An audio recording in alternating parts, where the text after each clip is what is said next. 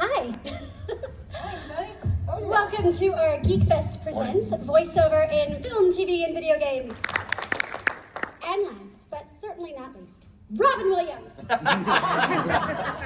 I'm just kidding. But actually, this amazing talent did go viral for his impressive impersonation of that legend, and that is just one of the many, many, many voices that he can embody. After bursting out of military boarding school as a top cadet, there's a story. He went on to become Wolverine, Han Solo, Obi-Wan Kenobi, Matt Damon, Patrick Swayze, Iron Man, the Mad Hatter, Jack Nicholson, Kurt Russell, Steve Rogers, and more. That's like, when I grow up, I want to be. That was amazing. He is also an accomplished writer and producer. Please welcome Jamie Costa. Fade in on a flashback. Panelists in elevator pitch fashion. We'll start here and go down. What journey brought you into this amazing profession? So I started in theater, and then the internet came into my life. I've heard of this thing. Right? And I had some friends of mine that said, dude, hey man, have you heard of Vine? And I'm like, you know, I did, yeah. We're not old, shut up. Come on, right? Come on. We're getting old up here, guys. But I was like, no, I haven't. And he's like, well, dude, they're doing this impressions contest thing. And I've heard you do a couple good impressions. You should do one of them on there. I bet you'd do it. I bet you'd kill it, man. Just do it. Do it. I'm like, all right, I'll do it. And so I get on there and I just do this like impressions contest thing. I've never been on anything internet, nothing, ever. Like I just barely got into acting like a year or two before. And so immediately I'm like, all right. Hey sis, yes dear? I think it'd be cool if we entered this impressions contest, don't you? Oh, definitely dear, let's do it. All right, well I think we just did. And then that was it. Yeah. And so a little bit of Doubtfire Robin, and then like immediately Marcus Vincent, I believe is his name, or Vincent Marcus, he revined me, if you will. And it like got, thrown to all his audience immediately, and he had a lot of like followers or whatever. I don't know anything about the internet, at the time. I'm like, I don't know what any of all this is. So literally, boom! It just like so many people followed me at once, and I was like, "Holy shit!" I'm like, I don't even know. Yeah, I don't know. Yeah, I was like, "It is alive!" Yeah, so like that became where I could just funnel my energy in between like doing like the jobs, doing our shit. And sorry, and earmuffs, small children. We all get these on occasion, right? Somebody reaching out, being like, "I really want to get into voiceover. I have a daughter who wants to do this, or son who's interested." What is your sort of, nugget of advice? Yeah. See, this is where I'm definitely sure I messed up, because when I'm in there, I can't help it. I'm like if I'm doing like Gandalf the Grey talking to Robin Williams, I can't do Gandalf the Grey. It's kind of gets muddled, you know what I mean? It's like I have to it's like I contort. Like it's like for Owen Wilson.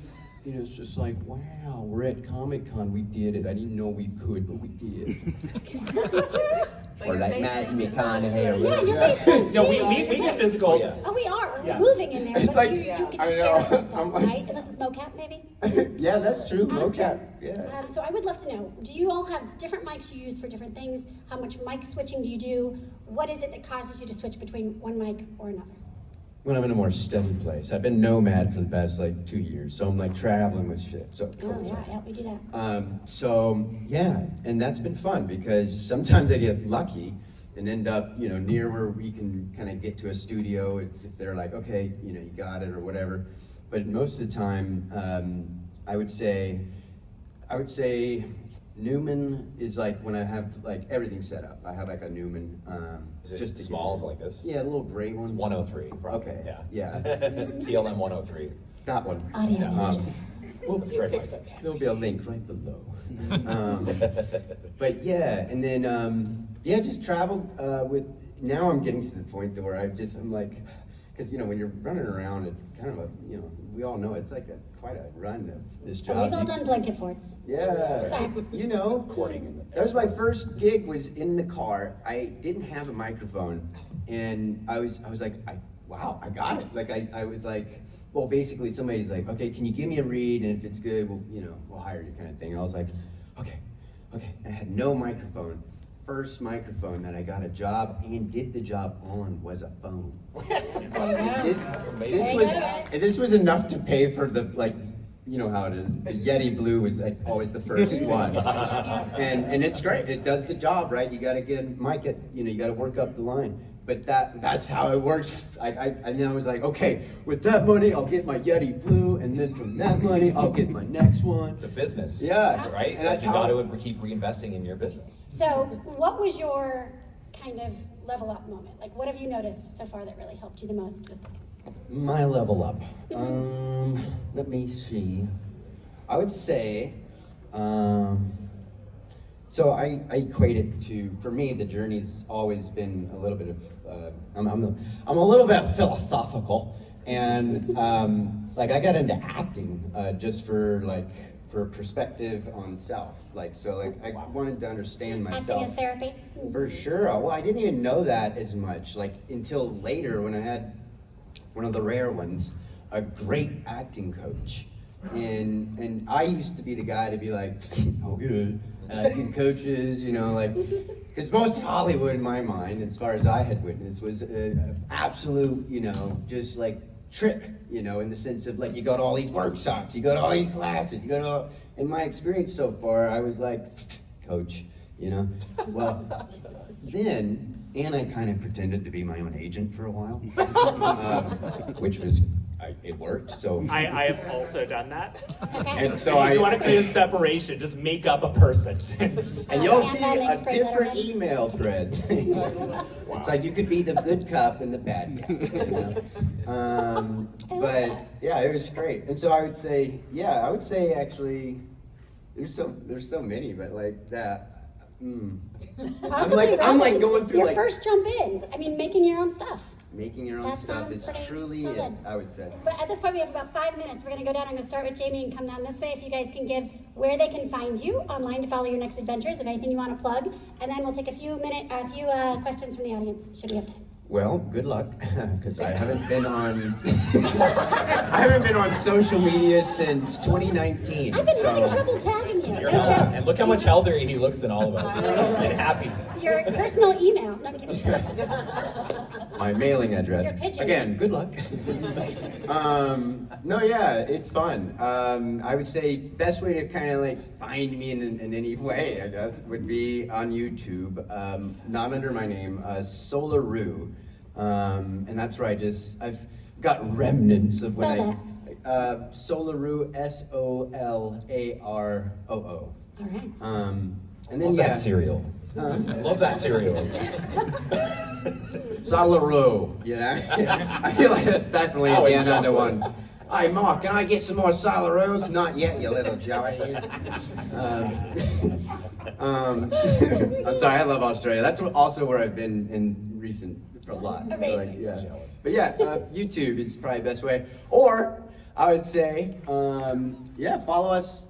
I'm on a project with my man over here, Raymond, called Home Solo, and we're promoting it here, which is It's going to screen pretty later cool. today in this very room. That's right.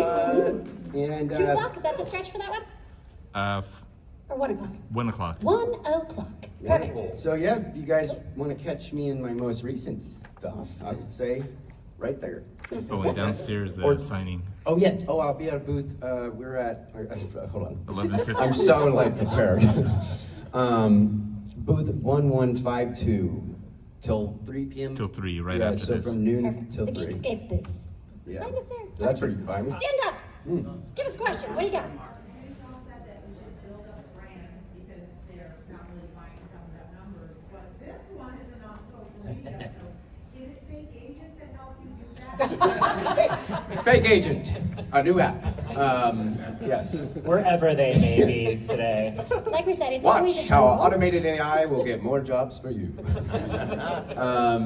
No, yeah, I would say for me now, I would say again, it is about get your own, stuff out, and then find your community. So I've pretty much skirted the outside of Hollywood my whole trek of this, try to make a living out of artistry, and so I learned a lot. And it was like a video game for me, like how to figure it out.